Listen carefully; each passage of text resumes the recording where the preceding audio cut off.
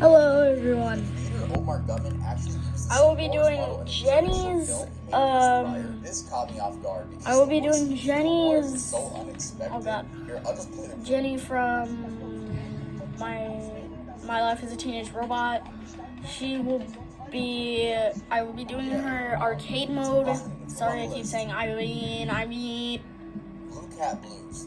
I can't remember this girl's name, but I know she's from like Avatar. Everyone watching this video knows exactly who these two are. Blue Cat Blues is about Tom's love for a female cat, which doesn't love him back. The video begins with a quote by Jerry's narrator while watching Tom sit on the train tracks, patiently waiting for the train to come by. The quote is, "Poor Tom, in a few minutes it'll all be over, and for the first time since he met her, he'll be happy. Poor, miserable, lovesick creature. I suppose people will say I should have helped him, I know, but it's better this way." Talk about a kid's show getting dark. Throughout the episode, we see just how much Tom is in love with this cat and how he is overthrown by another cat by the name of Mr. Budge. You literally are. Money, more gifts, a better car. Tom resorts to drinking milk, which in this episode is a substitute for alcohol. Tom is seen sliding down a gutter until Jerry saves him. They get splashed by some water and come to find out it's Mr. Budge and the love of Tom's life riding away in his car with a just married sign. After this, the same thing happens to Jerry as his girlfriend is riding away with another mouse. Jerry brings himself down to the train tracks, sits next to Tom, and both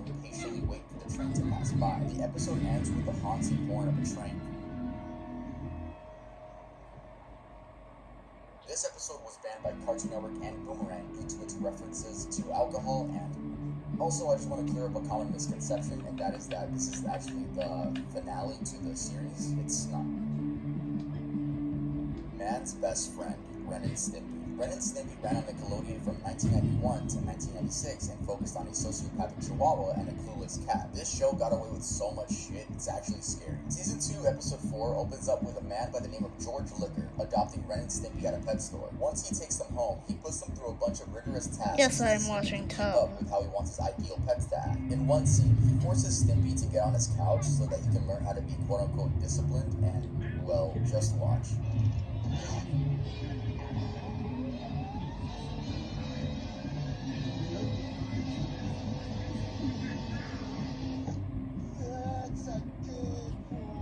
I have no idea how Nickelodeon let the show air in the first place. Eventually, George says that his pets need to learn how to attack, so he puts on this padded bite suit, and Stimpy is reluctant due to him being his owner. Ren, on the other hand, takes full advantage of this and begins beating the ever-living shit out of George with a paddle. So much so that George's head does a full 360 and right eyeball falls out of its socket. Ren continues on his rampage and just doesn't stop beating this man to a pulp. It even shows George with X's for eyes, and we all know what that means. Though he actually didn't die, it's still quite disturbing to add that little detail. But the disturbing parts of this episode don't end there. George climbs out of his suit, breathes like a maniac, and congratulates Ren on being a true champion. The episode ends with all three characters dancing.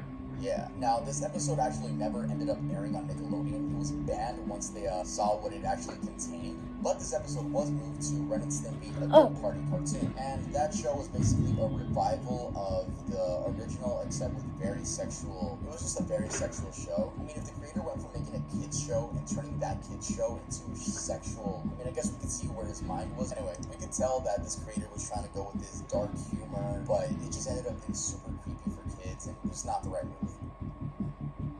Teeth for Two, Cat Dog. Cat Dog ran for 7 years on Nickelodeon from 1998 to 2005. You may recognize Dog's voice since it's Tom Kenny, SpongeBob's voice actor. Teeth for Two is actually a fun concept for an episode where whenever one of them does something, the other one feels it, except it revolves around teeth. Look, I hate the dentist already. Yes, I do go, but just the fact that there's drills in your mouth, paws, nah bro, I just hate everything about the dentist so much. Anyway, the dentist tells them that the food they eat affects the other's teeth, resulting in Cat's teeth to become brown and withered. Cat tries to convince Dog to start eating healthy, but then turns into a battle, seeing who can do more damage to the other's teeth. Cat chews on ice, and Dog chews on foil. Later that night, Dog is asleep, and Cat attempts to brush his teeth. He's unable to do so because of all the food in his mouth. So what's the next best option? That's right, traveling inside of their own body to come out as an inside-out cat out of Dog's mouth.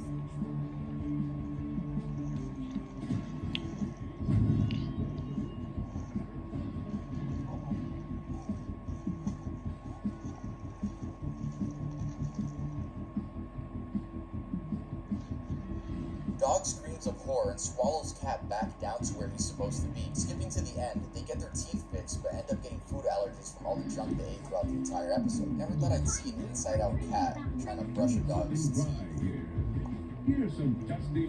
Knuckles and his hilarious problem, The Misadventures of Flapjack. The Misadventures of Flapjack was another show that got away with so much disturbing shit. Personally, as a kid, I loved it just because it was so gross and I thought that was so funny back in the day. I remember pausing at those funny still frames with like really detailed, zoomed in pictures of the characters' faces. Anyway, season 2, episode 4 is Knuckles and his hilarious problem. This episode is about addiction. More specifically, Knuckles' addiction to candy, which has the effects of alcohol, from feeling warm and happy, angry at the world, to depression. The next morning, after Knuckles ingests a bunch of candy, Flapjack realizes that Knuckles has become addicted to the candy, so much so that he hallucinates, sees Flapjack as a lollipop, and tries eating him. Next, Knuckles begins manipulating Flapjack and tells him that he's just fine and he can trust him, though this only leads to 2 candy rampage.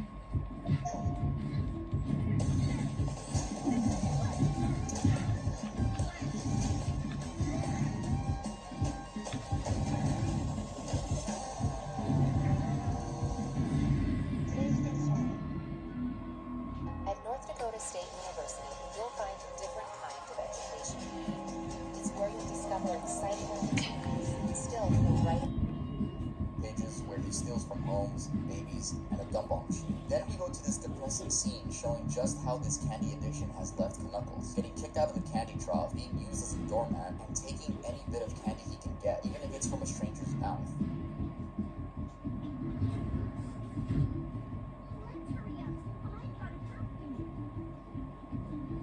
Bubby decides to send Knuckles off to isolation on a piece of the boardwalk into the sea. Here, Knuckles begins hallucinating and imagines a giant Flapjack putting his arms inside of his mouth and vomiting candy into it. Very dark episode if you think about it, especially seeing just how bad the effects of candy have left Knuckles. I really like the episode though. It really makes you aware of just how bad alcohol or any addiction can be. Earth Mover, Batman Beyond. Batman Beyond released in 1999 and aired on Cartoon Network and WB Kids. Today we're going to be talking about Season 1, Episode 15, aka Earth Mover. We start with this teenage girl by the name of Jackie hanging with her friends, one of which is Terry McGinnis, aka the Batman after the original Bruce Wayne Batman. She explains that she's been feeling like she was followed and watched by someone. Soon after that, Terry sees a mysterious figure outside through the window. A chase begins, but the figure isn't caught. The next day, Jackie's adopted father gives all 3 of them a ride, but first he says he wants to show them something, that being a piece of land he plans on buying and placing a factory on. An earthquake happens, and again, there was another fight scene. After this, Bill, her adopted father, explains that he thinks it might be Jackie's real father looking for her. He tells the story from many years ago, and while he was trying to dump toxic waste into an abandoned mine shaft, the wire pulling up the container got stuck on a piece of wood and resulted in the entire mine shaft collapsing in on itself. Jackie's father was at the bottom and ended up being crushed by the debris. Not only that, but was covered by the toxic waste. Everyone assumed that he died instantly, and Bill felt so bad that he ended up adopting Jackie, who was only a kid at the time. Fast forward into the episode, and the Earth Mover has trapped both Jackie and Bill underground. During this scene, Jackie finds out what her father actually looks like, and, well... So like the text was saying, I can't show too much due to a copyright claim, but basically, Jackie is horrified seeing that this is her father. I mean, who wouldn't be? Look at the way they drew it. Yeah, that's basically the scene in a nutshell. I mean, even listen to that voice. It sounds like he's struggling to get his words out. He seems to think that Bill betrayed him and left him to die so that he didn't have to split the revenue with a partner. He also sees Bill adopting Jackie as her getting stolen from him. Imagine accidentally dying, and then the friend that accidentally killed you adopts your daughter? Bro, eventually, Batman swoops in and saves the day. The episode ends with this very dark quote. He's not your father. Not really. He's a ghost.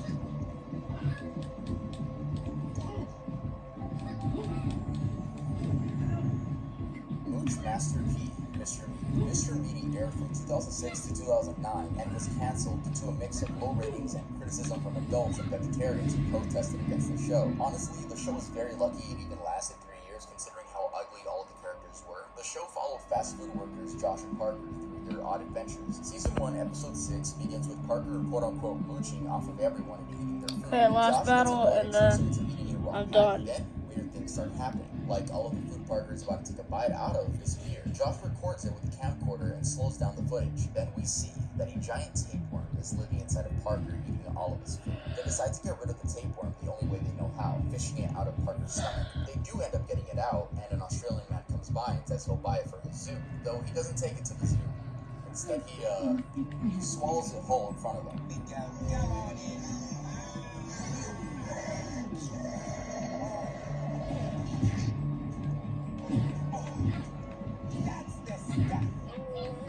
And says she tickles on the way down.